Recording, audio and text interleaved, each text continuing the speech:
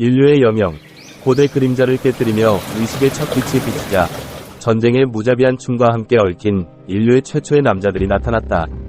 원시인의 창에 담긴 고대의 손길로부터 왕국과 제국의 웅장함에 이르기까지 역사의 서술은 전투의 기술을 마스터한 이들에 의해 조각되었다.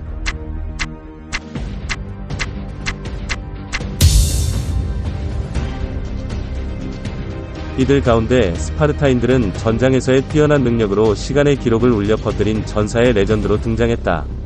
이 사가는 스파르타 소년들로 시작되었으며 단 7세의 어미의 품에서 떼어내어 전쟁의 용광로로 밀려넣었다.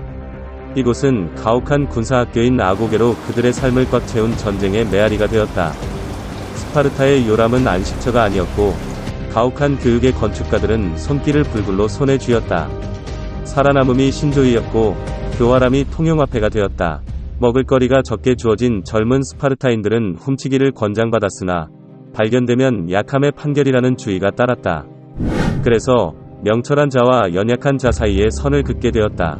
이런 엄한 시련의 용광로에서 스파르타의 정예, 호플라이트가 나타났다. 각각이 긴 창, 짧은 검, 작은 원형 방패를 착용한 그들은 스파르타의 군사적 힘의 구현체였다. 그들의 전략의 핵심은 플랑크스였다. 전쟁터의 실제 캔버스에서만 실현 가능한 단결된 통일과 조화의 춤.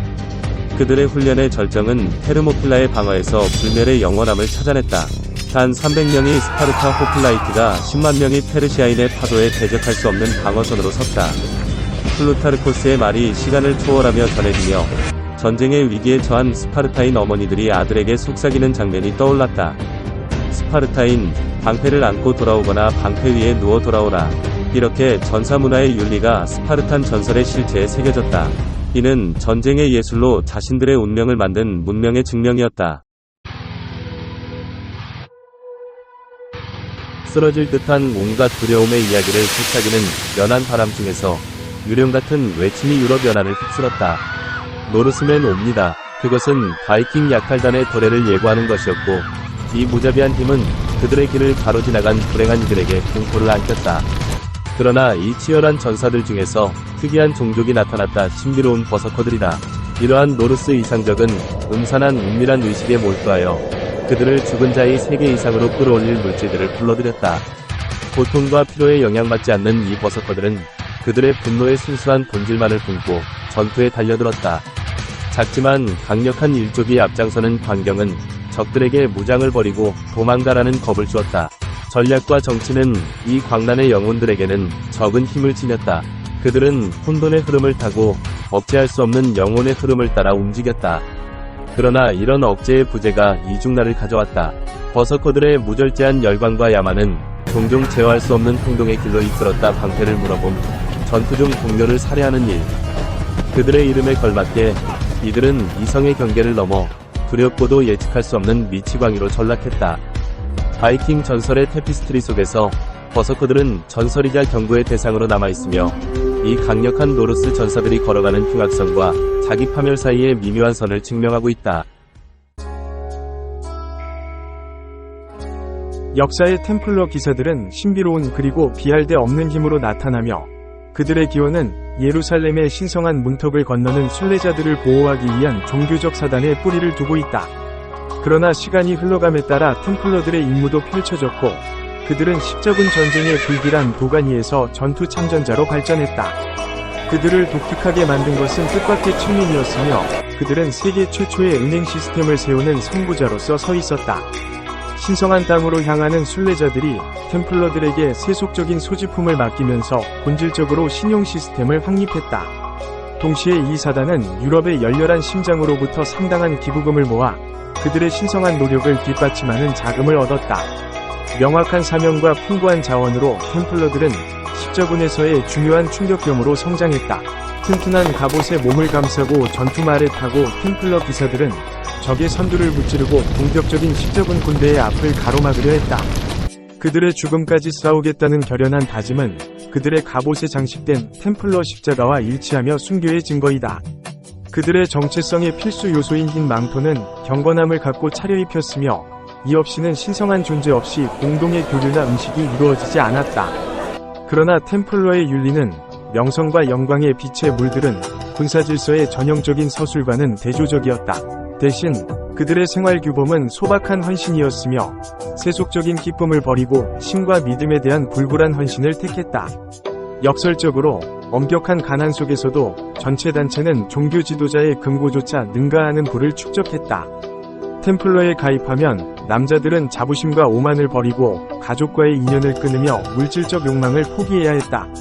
여성과의 쾌락을 추구하는 것은 엄격히 금지되었지만 가끔은 인간의 본성의 비밀한 속삭임이 이 신성한 법령을 침범할 수 있었다.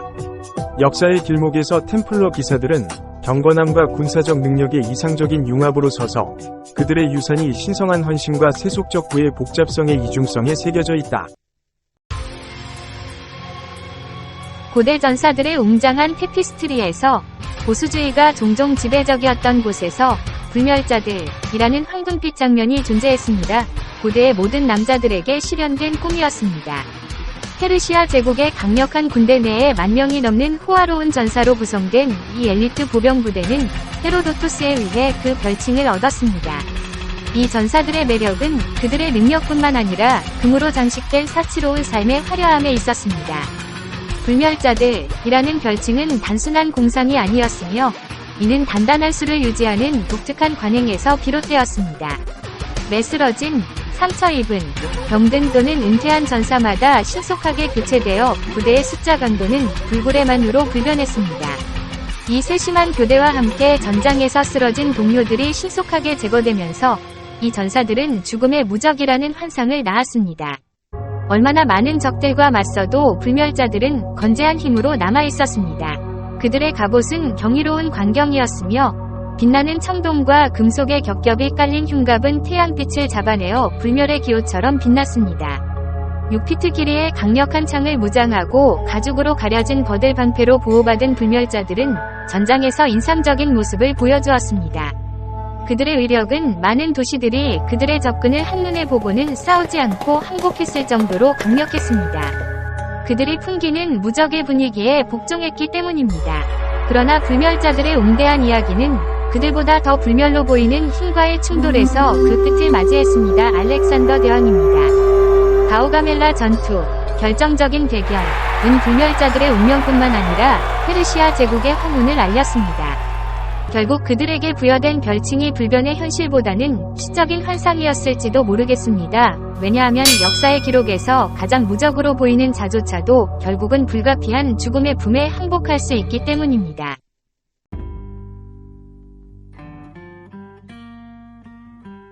그들을 낳은 초원을 휩쓸어 지나가는 해방된 폭풍과 같이 몽골 기수들은 국가들 위로 내린 존폐의 흔적을 남겼습니다.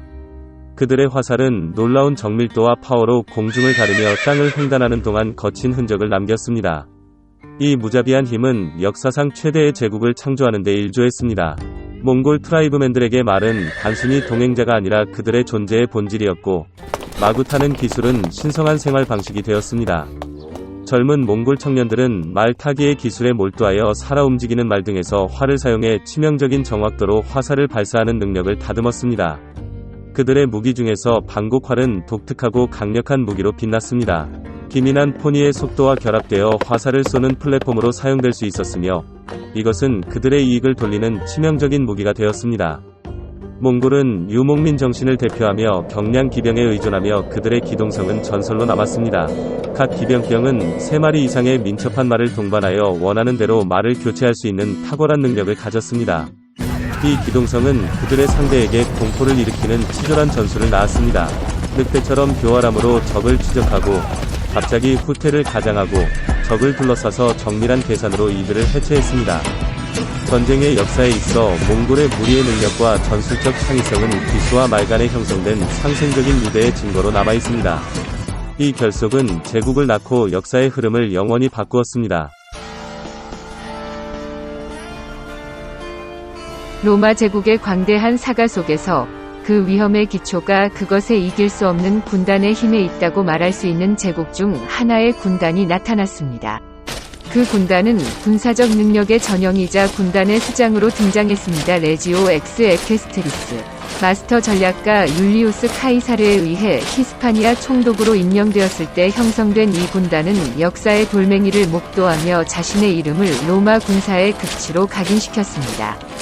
진홍색 깃발의 휘청거림과 함께 로마는 권력의 정점에서 약 35개의 군단을 자랑스러워했지만 가장 뛰어난 군단의 영예는 종종 레지오 엑스 에퀘스트리스에게 돌아갔습니다.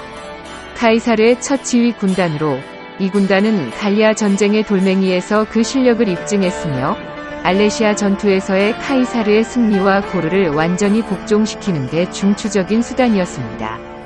카이사르의 가장 선호하는 그리고 가장 신뢰받는 군단이 된 레지오 엑스 에퀘스트리스는 포미페이 전쟁에서 그들의 용맹과 힘을 과시했습니다. 그들의 용맹의 메아리는 우세하게 단장한 우세라 전투와 파르쿠스 전투에서 울려 퍼져 거기에서 그들은 카이사르의 야망의 보루로 섰습니다. 그들은 로마 군사 전통의 상징적인 로마 무기 글라디우스 단검, 필름 무거운 투창, 스쿠툼 대형 방패로 무장되어 있었습니다. 그들의 절정은 로마 내전의 돌멩이인 문다 전투에서 펼쳐졌으며 폼페이의 아들들이 카이사르의 지배에 도전한 순간이었습니다. 혼란 가운데 정복의 건축가 카이사르 자신이 자주 하는 전장에서 그의 선호하는 전사들과 어깨를 나란히 싸우며 세계를 통과하는 우려스러운 외침으로 그들을 독려했습니다.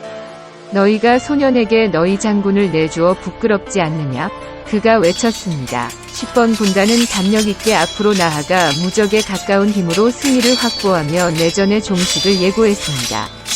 그러나 레지오 엑스 에퀘스트리스의 역사는 불가피하게 카이사르의 운명과 얽혀 있었습니다.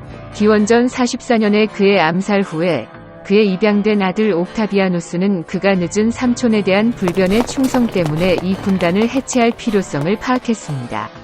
레지오 엑스의 복무기간은 2년 미만이었지만 그 영향력은 세기에 걸친 군단의 역사를 뛰어넘어 로마의 가장 찬탄받는 그리고 궁극적으로는 덧없는 군단으로 그 유산을 새겨놓았습니다. 군사 역사의 연대기 속에서 야니체리, 자니서리즈는 혁신과 의도치 않은 결과의 증거로 남아있으며 오스만 제국의 두각이자 으뜸 무게와 두려운 선봉장으로 진화했습니다. 이들은 유럽 최초의 진정한 상주 군대로 발전했습니다. 14세기 이전에는 전쟁이 발발하면 필요할 때 전사들을 소집하여 갈등이 가라앉으면 시민생활로 돌아갔습니다. 그러나 야니체리의 출현은 이러한 패러다임을 변경하고 유럽 군사 구조의 풍경에서 혁명적인 전환을 표시했습니다. 이 엘리트 군단의 기원은 무라트 1세의 통치 시기에 운명적으로 시작되었습니다. 기독교 포로들이 이슬람교로 개종되고 무라트의 개인 군대로 소집되는 프로젝트가 수행되었는데 이것은 황제를 감동시켰고 이 프로젝트의 복제로 이어졌습니다.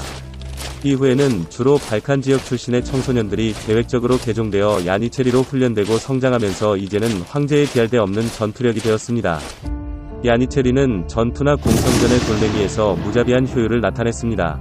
그들의 전략은 전선 부대가 적의 방어를 뚫기를 기다린 후 활과 머스켓으로 무차별 공격을 시작하는 것이었으며 자비를 남기지 않았습니다. 이 전술은 1453년의 콘스탄티노플 정복에서 정점에 달했습니다. 야니체리 내의 질서는 템플러 기사들과 유사한 엄격한 규정을 통해 유지되었습니다. 로마에서는 로마 무기 글라디우스 단검, 필름 무거운 투창, 스쿠툼 대형 방패로 무장되어 있었습니다. 그러나 야니체리의 승승장구는 그들의 몰락의 씨앗을 품고 있었습니다. 오스만 정치에서의 점점 더 큰 영향력은 부패와 내부 분쟁으로 이어졌습니다. 1826년 마흐무트 2세는 그들의 원래 목적에서의 탈피를 두려워하여 야니체리를 무자비한 결말로 해체하고 이 한 번 무릎 꿇릴 수 없었던 힘을 근절하기 위해 6천여 명을 처형했습니다. 야니체리의 운명의 오르막과 내리막은 권력, 혁신, 군사적 힘과 정치적 영향력 사이의 미묘한 균형에 대한 주의적인 이야기로 남았습니다.